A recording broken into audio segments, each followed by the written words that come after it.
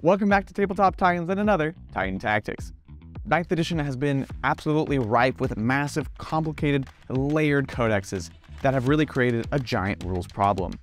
We have seen so much bloat over the past 2 years, really starting with the AdMax codex that saw unprecedented complexity introduced. It makes for interesting games, but it is so much to manage, so many layers for players to keep up with, that maybe it's time for a change.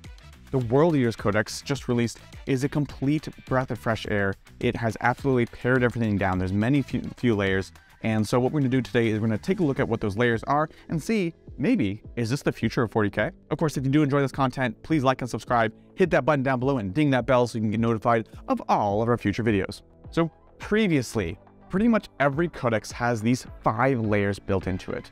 You are going to have your army-wide rules. Makes sense. Easy peasy.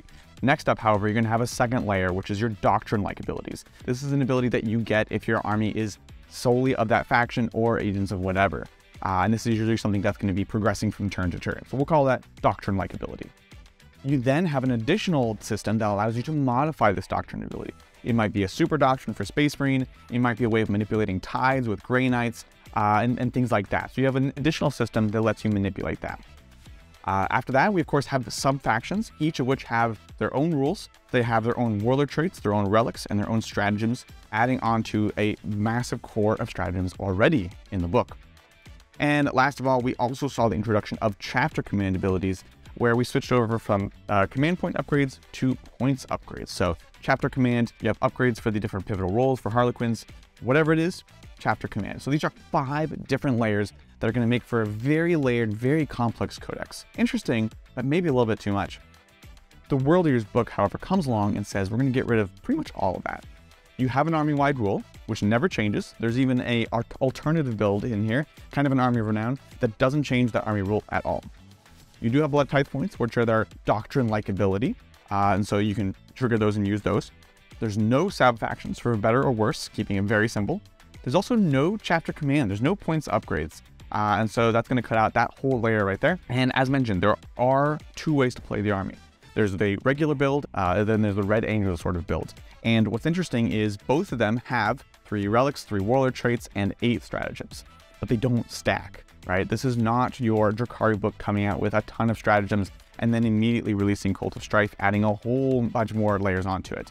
You get one or the other. So it's a very different philosophy when considering how complex an army should be. I also want to take a moment to talk about the warlord traits and relics, because we're seeing some new trends in there. There's no ways to actually purchase warlord traits or relics in this book. There's no stratagems, there's no default things that you get. So you have to use the generic stratagems, in this case, from the Arcs of Omen GT pack. This means that your warlord can, for 1 command point, get a warlord trait, but nobody else. And then for 1 command point, 1 character from your army can get a relic, and that's it. There's no extra ways to buff that, and there's no way to get extra warlord traits, which is important. We saw this starting with Chaos Demons, and it's back again. This is important because it starts to split up the army and make you make decisions much earlier on. You kind of don't really get to have your cake and eat it too. For example, the Lord of Nakatas has an amazing warlord trait, but he has to be the warlord to get that. And Angron, separately, amazing model with great rules, has to be your warlord if he's in your army. So we're already seeing divides within the book that are reducing and simplifying options. Is this a good thing? Is this a bad thing? I don't know. Let us know in the comments below. So what does this mean? Overall, obviously we're going towards simplicity. Do we think that this is what's going to happen in the future? Is this just a one-off of the World Eaters? It very well could be. We're not seeing any extraneous strats, which I think is honestly great. We don't need a stratagem for a Primaris Gravis Space Marine who's fighting in the snow while they have a cold, shooting against a World Eater that is suffering from allergies and -1 to hit. Like, we had all these wild, just super bespoke, super specific stratagems.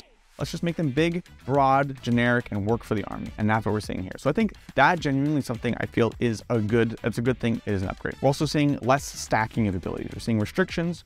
We're seeing having different setups. You get these 8 stratagems or you get these 8 stratagems. So that reduction, another key element that we're seeing here. And this is going to help with rules bloat. I love complexity, but if this helps keep the game more balanced and interesting, then I'm all for it. And of course, as we've been mentioning several times, the limitations on combinations. You want to have Angron or you want to have that Lord of Nakatas' warlord trait. You're going to have to make the decision, and I think this is something that feels bad at first, but again, can be better for the game. If we can make the game simpler, easier to pick up, harder to master, then I think that's a win for everybody.